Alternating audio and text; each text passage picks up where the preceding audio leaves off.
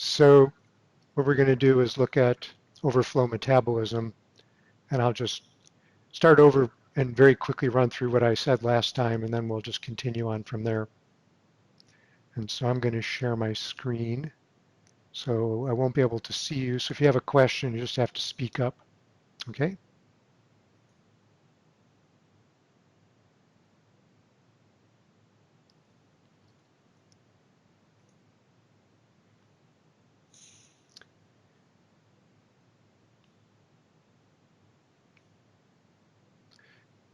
So we've talked about overflow, and basically what I started out doing was showing you the basic structure of core metabolism that's common among most organisms. Of course, there's variation, but organisms take up sugar, and even if they have complex carbohydrates, eventually they have to break it down into a simple sugar, and they end up passing it through this same system. So this is pretty universal. And we'll talk about glycolysis in more detail, but basically glycolysis is just the splitting of that initial sugar into a couple simple pieces, and then typically that's passed on through these subsequent components of digestion and breakdown. And this is where most of the free energy is extracted from the food. But some organisms then are overflowing and excreting acetate or ethanol, what are called fermentation products. And our puzzle is then why some organisms are getting rid of the most valuable part of the food they've taken up in terms of the free energy they could extract from it. So we talked about that. And I wanted to emphasize what I said last time, was that there's really three aspects to a puzzle like this. And the first, we're really focusing on the first part right now, which is you get a puzzle like this, and I think it's very helpful. It helps you a lot to be able to understand some fundamental subject of biology.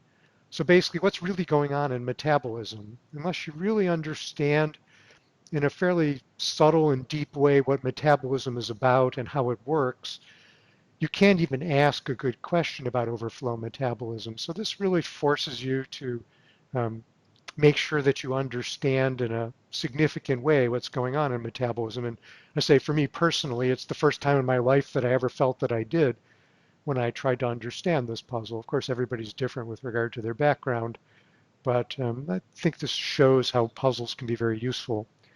And then we'll talk a little bit later on, if we get to it, on the balance between forces of constraint and forces of design or natural selection.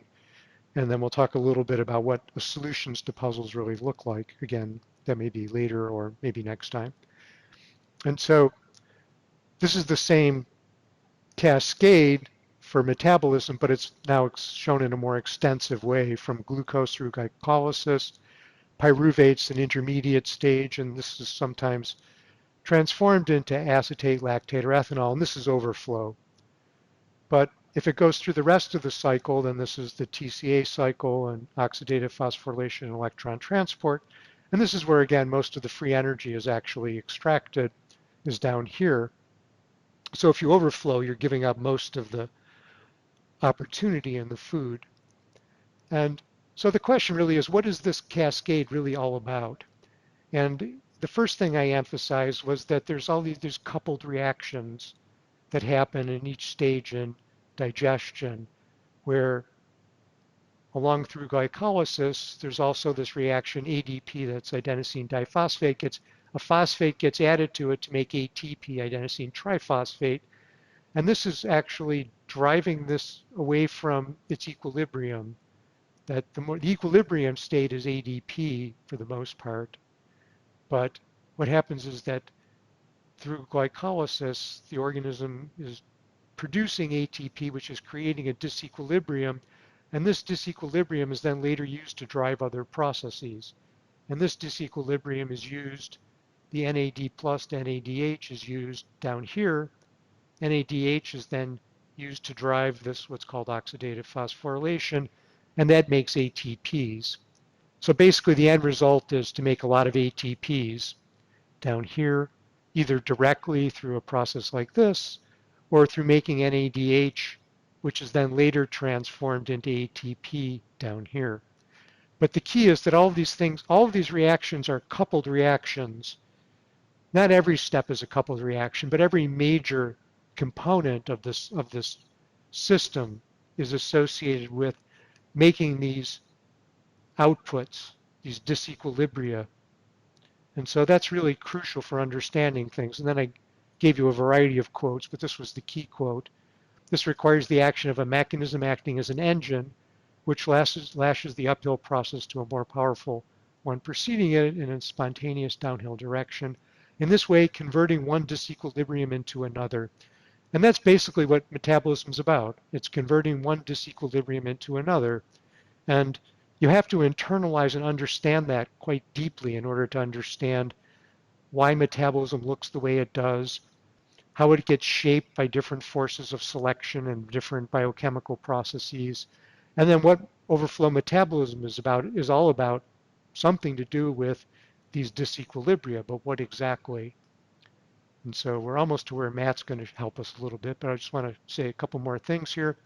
Um, so if you think about this cascade, basically what's happening is that as you go down this cascade, entropy is increasing. Now that's going to be always true because nothing happens ever unless entropy increases. That's the second law of thermodynamics, and as far as we know, it always works, that entropy is always increasing. So we're increasing entropy as we go down. Now in biochemistry and chemistry, that's often said as we're decreasing free energy, but that's very misleading because there's nothing about energy involved. It's really only about the increase in entropy.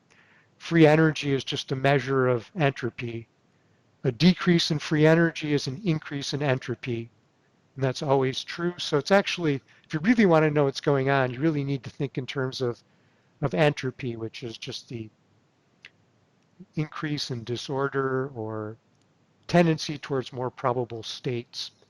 And so what's happening is that as things are flowing down here and entropy is increasing, these reactions are actually, I'm trying to get this to work here, these reactions are actually going in the opposite direction. They're actually reductions in entropy. They're going against the second law. And that can happen because as you're going down here and increasing entropy, if you couple two processes together, those two processes will go forward as long as the total entropy for the coupled processes increases. One of the processes can increase in entropy and the other process can decrease in entropy. And so the only way that you can get things to happen in the universe that increase order, that go against the drive towards randomness is by coupling processes. And so metabolism is just the coupling of processes, one of which is the increase in entropy, and that's coupled then with a decrease in entropy into these storehouses. Now, when you have a decrease in entropy, that can later drive other processes. So what's really happening here is that you're getting electrons flowing from molecules that tend to, I like to say, hold them relatively weakly, but basically they're holding electrons in a relatively low entropy state. And as they flow towards electron attractors, oxygen's a very strong electron attractor, entropy is increasing. And so basically all of metabolism is about the flow of electrons. And these coupled reactions are then flowing electrons from things that hold electrons relatively more tightly to things that hold them in a lower entropy or relatively weak state. So NADH is good at giving up electrons, tends to give up electrons. And that's, as electrons are given up from NADH, that causes an increase in entropy. But to get electrons to NADH requires a decrease in entropy, and so it must be coupled here in this cascade. And so I wanted to emphasize, in the OneNote file, I emphasize that there's this beautiful book by Atkins, The Second Law. And if you get interested in this book, look at what I say in the OneNote file, because this particular edition of the book is the one that's the best. And it really talks about these notions of thermodynamics in a very general way, but in a very simple and beautifully written way. And I think it's just a spectacular book. It clarified so many things for me. But the key here today is that we can't really think about metabolism without thinking about this. And so the key is that if you had two reactions that were not coupled, then they must always go downhill. So this is increase in entropy. Both reactions must increase in entropy. That never allows you then to build up ATPs, which is actually going the opposite way. building up ATP is decreasing entropy. But if you couple the reactions, it's just like a pair of pulleys. If you've got a very strong weight going in one direction, you can raise a lesser weight in the other direction. So if entropy is increasing very strongly in this direction because electrons are flowing through metabolism, increasing entropy, and they're coupled to other reactions, you can actually decrease entropy in those coupled reactions. And so it's just like a pulley. And so, Matt, does that seem like a good match for what you have to say? Yeah, it seems like a good time to jump in with a bit of a. Okay. So what I wanted to do is explain a little bit of where the second law came from and where it was first applied, and sort of an analogous instructive example in that case. So the scene is the early 1800s, and it's the height of the Industrial Revolution. People are building engines and engines and engines and all kinds of engines, and everyone's struggling to build a better engine, an engine that's more efficient in turning heat into work, so turning a shaft or something. And everybody has lots of ideas how to do this, but nobody agrees on what the best way is until this guy called Sadi Carnot comes along, and he takes a step back and invents in his mind an ideal engine. And then, like, you imagine you have some gas in a cylinder and you perfectly transfer heat into this gas, and then that hot gas perfectly expands with no losses to move a piston which drives a shaft, and et cetera, and you like think of all the ideal ones in the most simple case you possibly can. And this allowed Carnot to extract some insight from this process that was super useful to people. Now let me share my screen.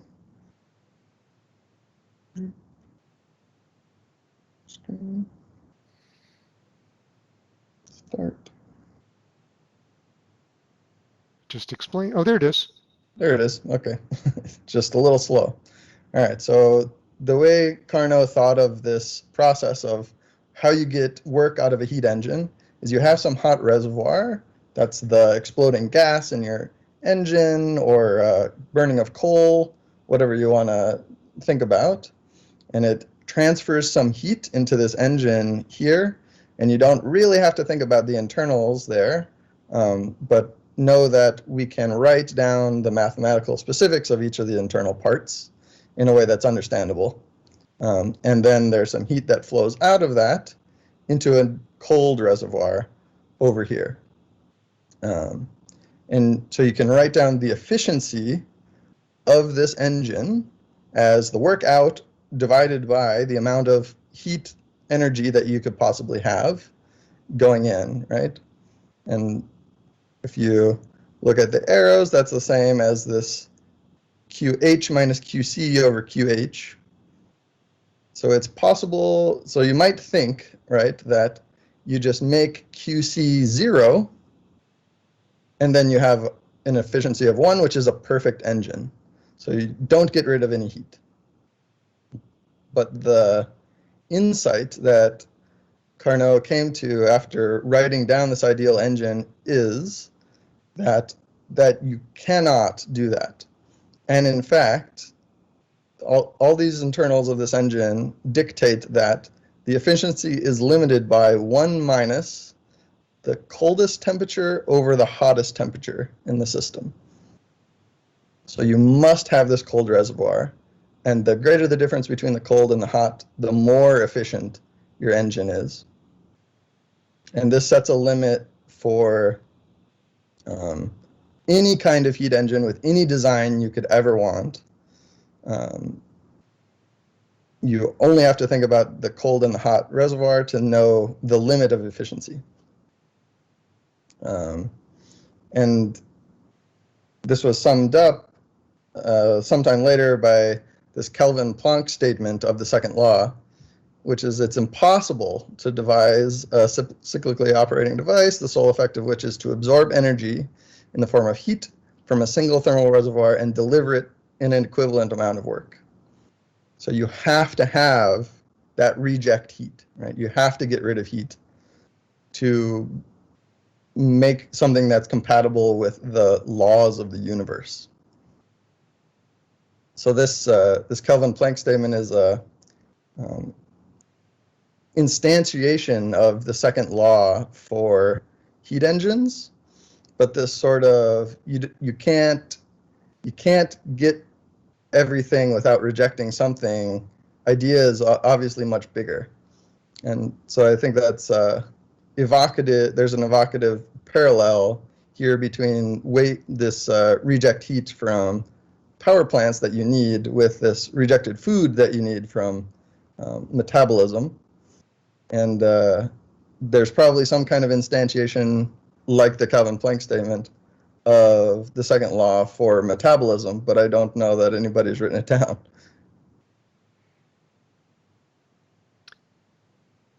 Okay. Yeah, thanks very much. Actually, this is implicit in a lot of what I'm saying. And what you actually lower things go, and we'll get to that in a minute. So that's relevant in that regard, that there's a lot of the tuning of metabolism is actually directly related to the things that you showed. I wasn't going to develop it in a formal way, but we'll talk about it in a very loose sort of qualitative way. But really everything in that metabolic cascade is following the same sort of Carnot principles that you talked about in terms of coupling and the need to dissipate some heat and the degree to which you capture or lose entropy determines the efficiency of metabolism exactly. And there's trade-offs between efficiency, which is like yield, and rate, in this case, and the metabolic level. So those are all crucial things, and they all do absolutely tie back to the principles that you just described. So I'll try to present those ideas in a qualitative way in my own summary, but it's very useful. Thanks, Matt, to know that this is really a very general principle that applies to all of physics and really all of the universe, and that is the history of the idea. And one of the interesting things is how those ideas are now playing a bigger and bigger role in current biochemistry, because for the first time in the last few years, people are able to measure some of these efficiencies at the biochemical level. And so that's really transforming modern biochemistry. And one of the reasons why I'm so excited about this subject is that for the first time in history, these very abstract principles are now to the point where we can actually measure these things. And so we can begin to ask questions about how natural selection shapes efficiency and work and other things. And we see that organisms vary. And so we have the opportunity to test comparative hypotheses about how these very abstract thermodynamic principles come to bear on how organisms really do vary their metabolism. So that's the idea. I'm going to go back to my show, but thanks, it's totally relevant. In fact, this is basically this coupling. This is work, right? This is work being done in Matt's terms. And this is the this is the increase in entropy. And so this is like the flow from hot to cold. Whenever you have entropy increasing, you can couple it to something else and do work. The Carnot cycle was about using heat, but any increase in entropy has the same principle. And so let's see, I have to recover where I'm doing. Okay, so basically then we have this cycle with these coupled reactions, and I talked about how what's really going on here is that electrons are flowing from glucose, which is holding the electrons in a relatively weak way, ultimately down to oxygen, which is a very strong electron attractor. And so what's interesting about metabolism is that the electrons don't just flow from glucose to oxygen. That would be what would happen if you burned glucose. Combustion is basically the rapid oxidation of a molecule. But what metabolism does is basically does combustion in a series of very slow, steady steps so it can capture efficiently the release of entropy, really, to do work. If you burn glucose, it just dissipates and you don't capture anything. So metabolism is basically burning glucose in a very simple step-by-step way.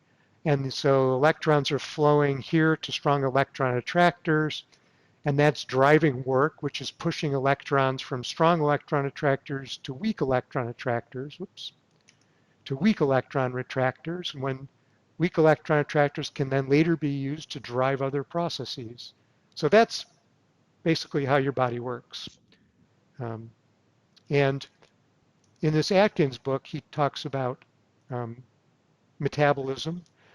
Pyruvate is an input in metabolism. Remember, here's pyruvate. So if you could start with glucose, but this next picture starts with pyruvate for a particular reason we don't have to discuss. And pyruvate comes in through the cascade, and eventually the electrons are going to flow down down the thermodynamic gradient, which is an increase in entropy, and eventually be attracted to oxygen. So basically you have a battery. And so your body is basically a battery, and the electrons then flow through, in this case, just as a picture, the wire. There's no wire in your body, but in effect, you have the electrons flowing, and when electrons flow, they can be used to drive work. And so that's what's going on. And so here I really like this picture because this is really a beautiful description of the complexities of metabolism in the way that really focuses on what we need to understand most deeply to understand almost everything about core metabolism. So you can think of the input, this could be glucose or pyruvate, doesn't really matter. Some input, which is holding electrons relatively weakly, and the electrons are flowing. Each biochemical reaction is like a little battery, and the electrons flow from the weak electron attractor to a stronger electron retractor. And the decrease in height in each of these represents an increase in entropy or the decrease in free energy. That's the same thing, but I prefer to say the increase in entropy. As we go down, entropy is increasing. The bigger the drop, the greater the increase in entropy and the greater the driving force for this reaction. Now, when entropy increases, we can couple that to something that and where entropy is decreasing, like ADP to ATP in these reactions. So these are coupled reactions that are capturing some of the entropy increase and storing it for later use. And so the key in metabolism is to do this very slowly, step by step, through a series of transformations so that you can capture as much of this free energy or negative entropy, decrease in entropy as possible into ATP or NADH. And so you see that the cascade then moves down the entropy gradient very slowly. And this is crucial because if one of these particular, where's my pointer? Let me point.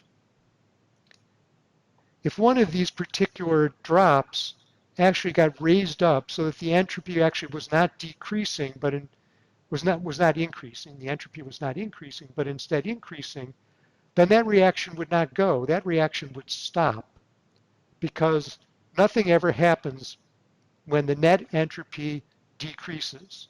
So each one of these steps has to cause an increase in entropy, and you see they're very close. And so this is very susceptible to perturbation, something that might change so that the entropy actually doesn't increase. That would cause metabolism to come to a halt. And that's what overflow metabolism is all about. We'll get to that in a second.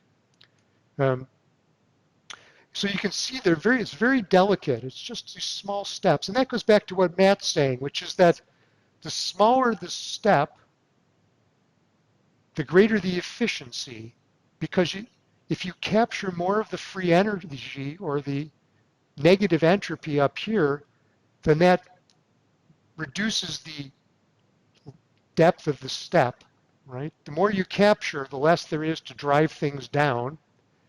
And so if you want to be efficient and capture as much as possible up here, then you've got to level this off as much as possible. But the more level this is, the more prone this is to slowing down or backing up, right? The deeper the step, the faster it goes.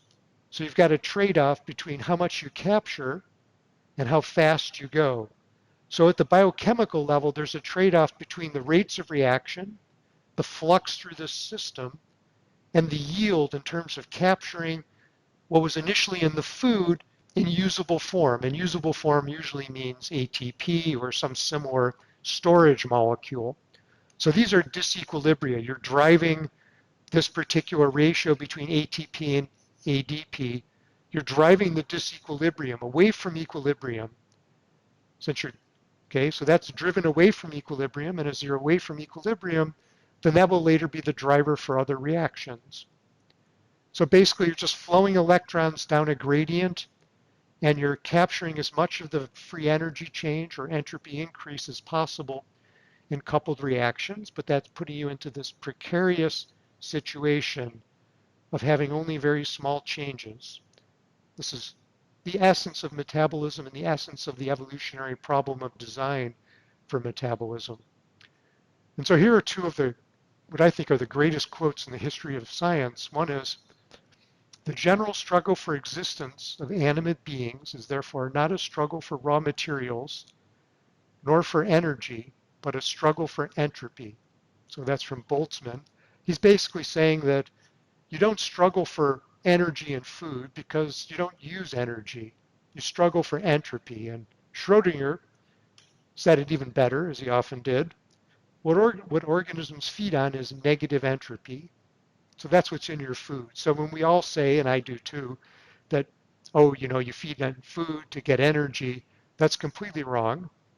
Energy is neither created nor destroyed.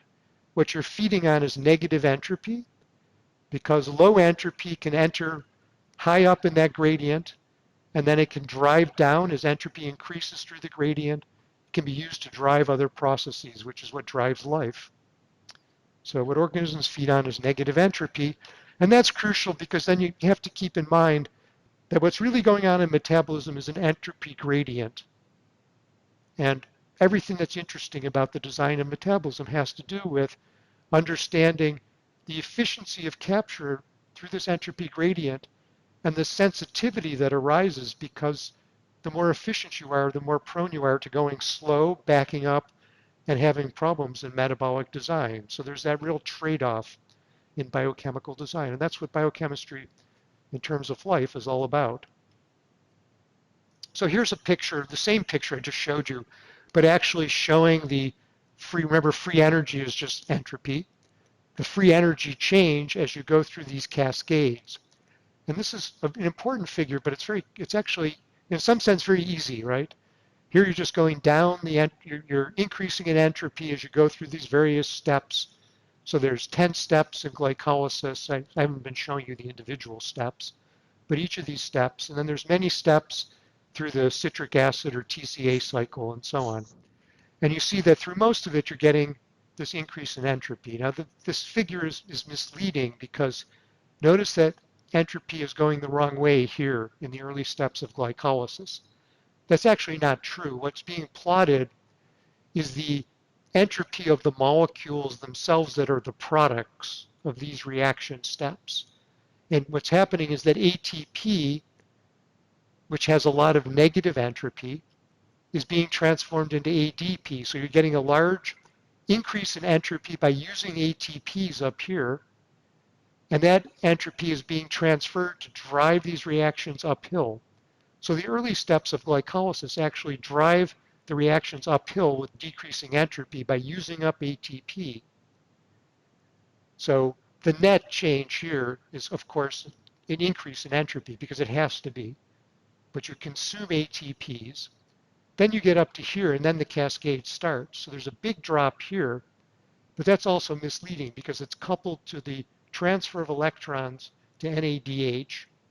And when you transfer electrons to NADH, that causes a decrease in entropy. So the coupled reaction, you get a big increase in entropy with the biochemical part of the reaction that does not include NADH, but NADH itself is going the other way.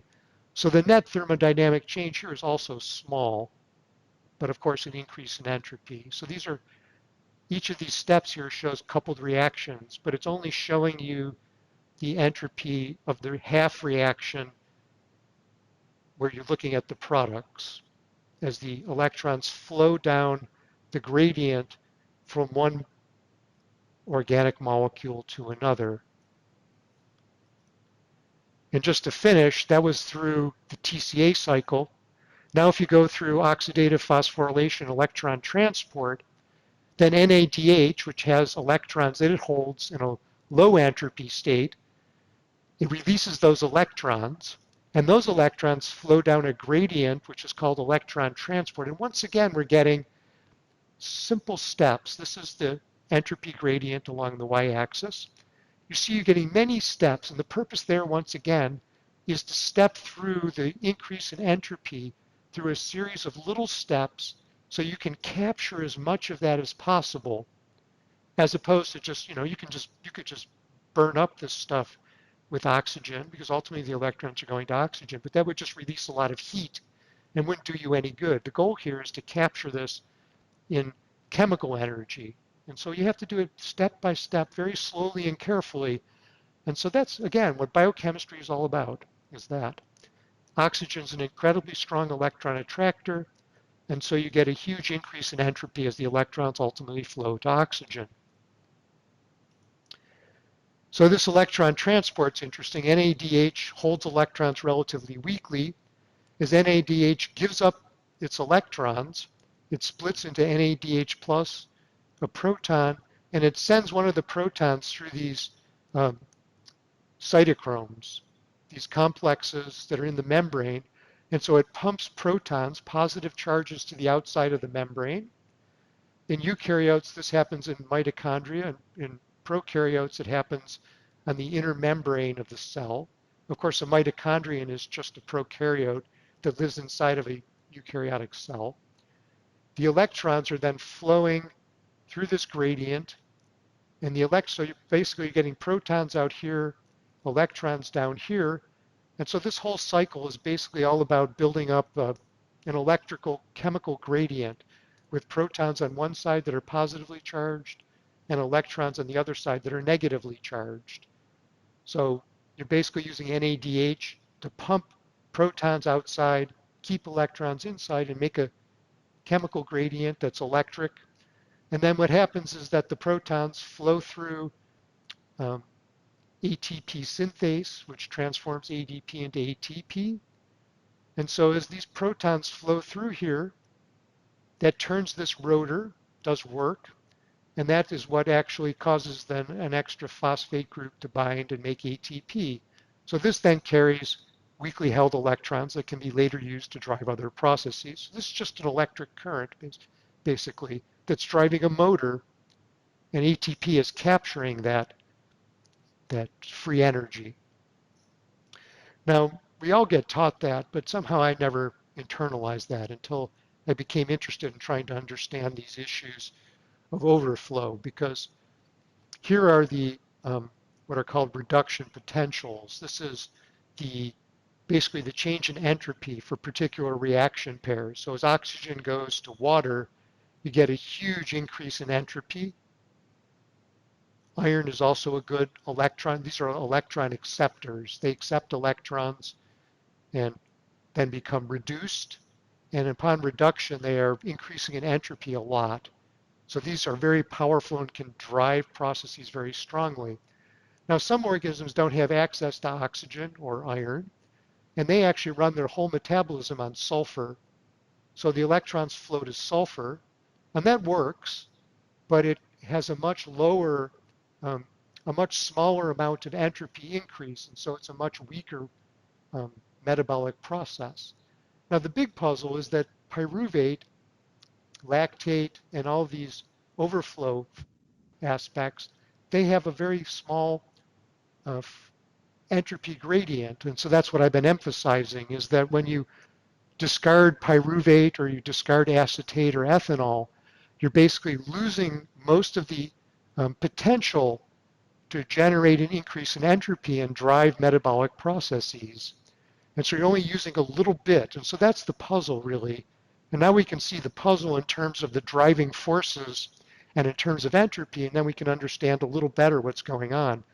Basically, what's happening with overflow is that right here, pyruvate's being transformed into something, and you're ending the gradient right here, whereas there's a lot more to go.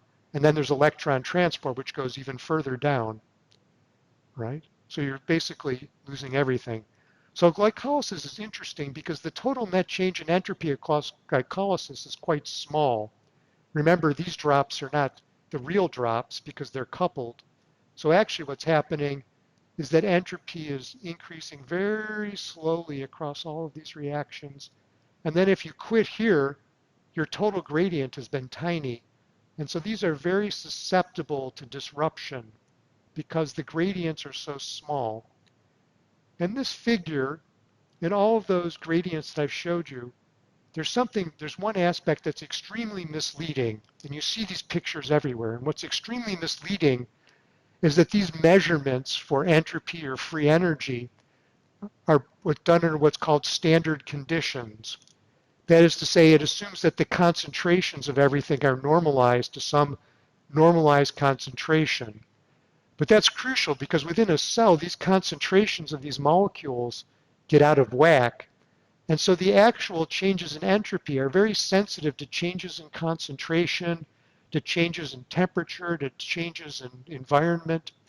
And so when you have through glycolysis this very sensitive small increase in entropy, it's very easily perturbed and very easily broken up. And so we have to understand overflow metabolism in terms of this trade-off between having a low gradient, which is efficient, and having a low gradient, which is prone to backing up or being perturbed. So we have to think a little bit about then what a chemical reaction really is about. You've got a reactant, and you've got a product, and I've written it in the standard way where the product has lower free energy, but really this is higher entropy down here for the products. So this is a spontaneous reaction in the sense that the reactants are flowing to having higher entropy in the products. But typically for reactions, biochemical reactions, there's an intermediate that's called the activation energy or reaction barrier. The reaction doesn't just happen without a catalyst. And the catalyst is usually a decrease in entropy or an increase in free energy. And so there's a resistance to the reaction because the reaction first goes the wrong way, so to speak. It must decrease in entropy and then increase in entropy. And so one of the interesting things about this then, this is just a standard thing. So this tells us two things. One is that if you add more catalysts, the reaction goes faster because you reduce the resistance. If you take away the catalyst, the reaction goes slower because the resistance to the reaction becomes higher. And if you increase the products, the concentration of the products, that tends to reverse the reaction because actually the change in entropy depends on the concentrations. As the products build up in a reaction, that tends to drive the reaction back this way. If you have a lot of products, you actually increase entropy going backwards. If you have a few products and a lot of reactants, that drives things this way. So these reactions are very sensitive to the concentrations of the reactions in the products, and the entropy changes are actually shifting as a function of concentrations. Well, of course, in the cells, concentrations are fluctuating. So those entropy gradients are theoretical gradients, but the cells have to deal with the buildup of reaction products. So if you build up a reaction product like pyruvate, then that completely brings glycolysis to a halt. So let me make one more point and then I'll get back to that. So there's a general, you can generally think of the actual forward rate of reaction or flux as a combination of the force, that's the change in entropy. The greater the change in entropy, the greater the driving force, divided by the resistance. And the resistance comes from the catalysts. More catalysts reduce resistance and increase flux. Greater increase in entropy, increasing driving force, and increases rate. But what you want is a low net driving force because you want to capture as much of the driving force as possible. You reduce the driving force, you reduce the rate. That's the fundamental trade-off. More catalysts increase rate, but to make more catalysts, you have to make more protein. So there's a cost in terms of protein. So the whole trick here is to balance catalysts, which keep things moving along but are costly in terms of making proteins, to keep the driving force small so that you capture as much as possible, but not to have an increase in the products of any of these reactions, because an increase in the products will cause a reaction to back up because it causes the entropy to go the other way. The entropy will get to the point where the reaction going forward actually causes a decrease in entropy. So you've got to keep everything flowing along, otherwise you get what's called product inhibition. Right? So you can get product inhibition. If the products build up, you get a reversal. And so basically, if you want to run glycolysis very fast, then you've got to keep the pyruvate moving through this cycle very quickly. If pyruvate builds up because it's not flowing through these later stages quickly enough, then you get product inhibition because the product concentration builds up and glycolysis will actually reverse and will basically come to a halt. So you've got two choices if you want to run glycolysis. If you want to take up sugar quickly and grow fast, you've got two choices. You can build up all of these cycles so that they run very fast, which takes a huge amount of protein because there's a lot of catalysts in all of these steps.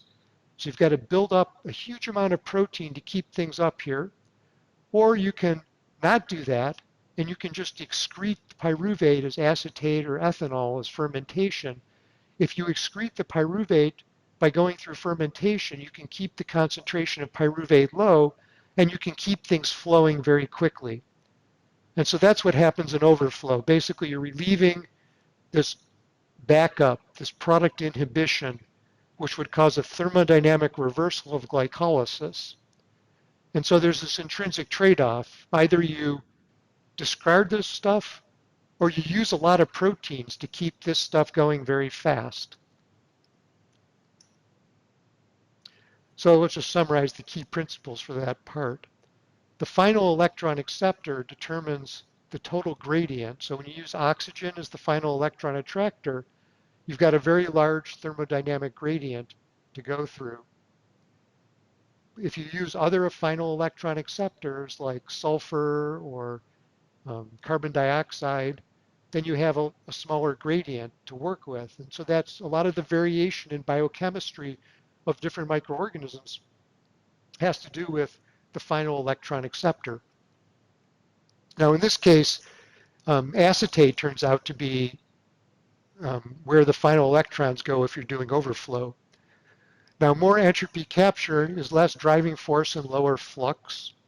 So the more ATP you make, the less driving force there is left over to be dissipated to drive the reactions. And so you have that trade-off between efficiency and rate.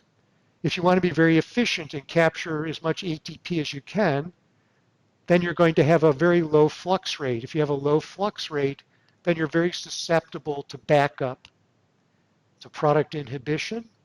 And so that's the central tension of tuning metabolism. The biochemical trade-off between rate and yield, which is different from the trade-off between rate and yield for growth rate that we talked about. We can discuss that later. This is really in terms of entropy and ATP capture here. And product inhibition then plays a central role because a lot of metabolism has to be designed to keep things moving along, to capture as efficiently as possible, but to avoid the disaster of product inhibition, which will bring everything to a halt. And so I think I'll pause there for a second. We'll see. I had There's a few more points to make, but that's a good place to pause. I think we have 7 more minutes. I think I'll take questions, and I'll also ask you for your opinion. There's a bit more to say about metabolism, and I think it's I'm happy to talk about metabolism a bit more next time, and that means that we'll be cutting into other topics, but metabolism is about as important as you get in terms of traits. So if you have opinions about that, you can offer them now or send me a note. Next time we'll be talking about male sterility was the topic for next time. And there's a variety of interesting topics there, but we have trade-off. We can talk a little bit more about metabolism, maybe another 15 or 20 minutes, or we can move on to male sterility. And so um, I may ask you your opinion later if you don't offer one now. But meanwhile, you can ask questions about what I just presented. So what can be said about the lack of diversity in core metabolism besides just like a common ancestor? There has to be like purifying selection against like skipping steps and that kind of thing, right? Well, there is a lot of diversity. There are alternative glycolytic pathways.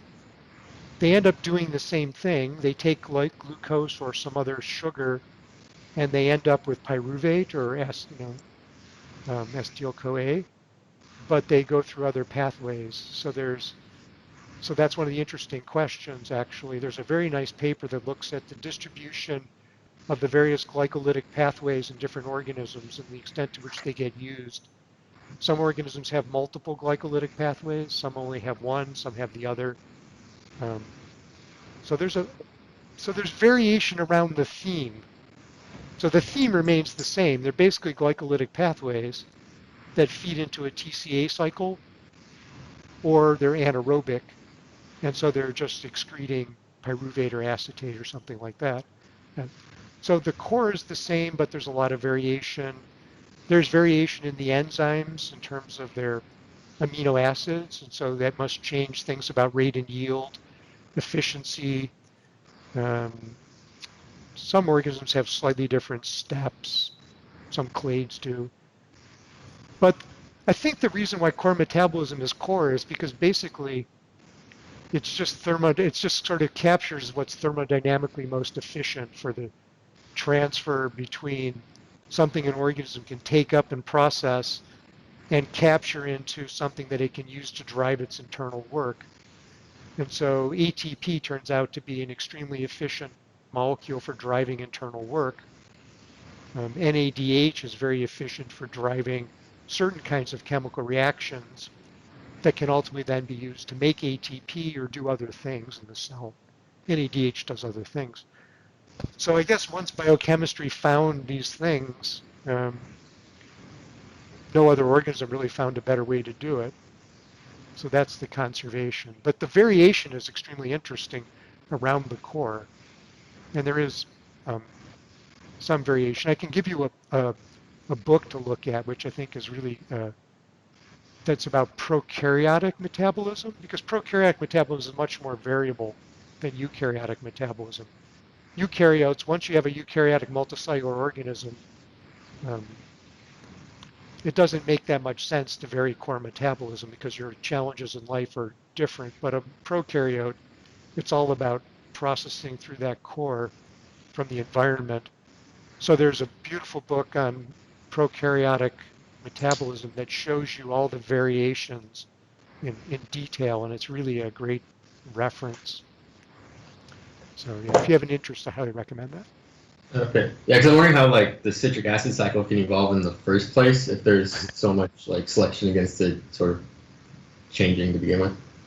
Unless it's just like prokaryotes sort of combining their metabolism way back when. Yeah, I don't have any insight. There's probably a significant literature on that where people have looked at the, whatever's the earliest phases. But my impression is that you go pretty far back with regard to extant organisms. I mean, it's complicated. Pretty far back in the sense of what we think are ancestral traits. Because, everything that we look at is pretty much what we're seeing today. But you can go pretty far back in terms of ancestral prokaryotic traits, and you're still getting most of the whole thing. So yeah, no, that's amazing. Which just basically says that once organisms came onto this structure, it outcompeted everything else. There must have been other variants earlier on that did things in different ways. But this is just too good. Then why aren't there like more intermediate steps evolving, that kind of thing? I don't know. Well, the stepping through is actually pretty efficient in terms of very low total free energy gradient per step. If you already have a very efficient gradient, you can't really stick in more steps in between. You can only try to make the step more efficient. So once you find what's most efficient biochemically in terms of the things that are typically in cells, I mean, I don't know, but I'm Yeah, 'cause I was describing thinking what we like the, see. It didn't, it's, it might not have turned out this way, but this is the way it turned out. So we have to presume that these are, that the alternatives aren't so great. I think it'd be interesting for biochemists who can make alternative reactions and make alternative genes to, do experiments where you introduce different genetic variants into cells. And probably people do this, I don't know. And look at it's only been recently that people have been able to measure, um, free energy and flux in individual steps only in the last couple of years. There was a paper that came out 2 years ago looking at the entropy flux through glycolysis, where they could actually measure flux in real time and in live cells in vivo. And so that's a real technical breakthrough, which is one of the reasons why I find this subject so exciting, is that for the first time, it's possible to make some reasonable measurements of real flux rates and real free energy changes, entropy changes in reactions, and look at what happens with different genetic variants under different conditions. So I think that's going to totally take off. yeah, that sounds really interesting. Yeah, but really recent stuff, and I can give you that reference too if you're Okay. Yeah, interested. because it seems like a gene could like duplicate and then possibly make some intermediate that's got like an intermediate entropy level, and then add another Yeah, but stage then you to. become really susceptible to product inhibition, Okay. right? Because then the steps have to split the difference. If you're splitting the difference, then your total entropy is going to become even tinier for a reaction. You have more molecules to deal with. Everything. Remember, once one reaction goes into product inhibition, the cascade comes to a halt. And you're talking about all the way through TCA, electron transport. I mean, you've got a lot of things to keep flowing there. So I think the miracle is not that there aren't any more intermediate steps, but that you can do it at such an incredibly refined level and keep things going. And then you see the breakdowns. When things go too fast, you get overflow. There's other types of backups. When things go too fast, you get a buildup of NADH in the TCA cycle, and you get an extreme disequilibrium, which causes an imbalance. And that seems to be associated with some of the things that cause metabolism to back up. Maybe because electron transport can't keep up. And the question is why? Is it a protein limitation? Is it a membrane space limitation? These are things people have brought up.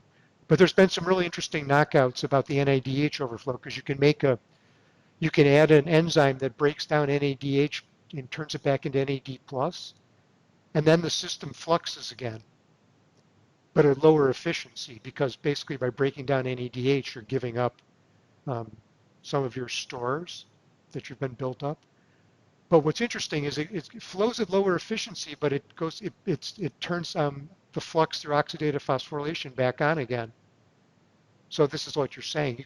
So people have done some knockouts, some gene introductions to say, okay, there's a backup here. What if it was built this way? What would it do? And the answer is it would restore the flux, but it would do so at a lower efficiency, at least as far as you can see for the variants that have been tried. So that's another really incredible bit of experimental work that's providing insight into core metabolism. And again, these are all just using tools that have been quite recently developed. So I think this is a subject that I think for the first time you can really ask interesting evolutionary questions about efficiency and design, and comparative questions about under what conditions you might expect different kinds of designs to be favored, and then actually make some measurements that are relevant. And that was just not, you just couldn't do that biochemically until very recent, until a year or two ago. So again, that's why I really think this is such an exciting subject, because I think that you see these transitions, and if you get tuned into them, then you can watch the literature And so my prediction is that you'll see this in the literature over the next few years, some really exciting things because the tools are there now. Okay. Yeah, it sounds really interesting how it can tie into like sloppy enzymes and that kind of stuff. Yeah. Yeah. Cool. Thank you. I have another meeting in a couple minutes, so I'm going to cut off the questions. I would always like to stay and take your questions, but this class asks great questions, so um, we're having a trade-off. You're asking great questions, and I'm really enjoying it, and I hope you are too. We're not covering as much material, but we're covering some material, so things are going along. But we'll pick that up, and I'll make a note about what we're going to focus on next time. It'll be male sterility will be the main subject, but possibly we'll continue on with this core metabolism.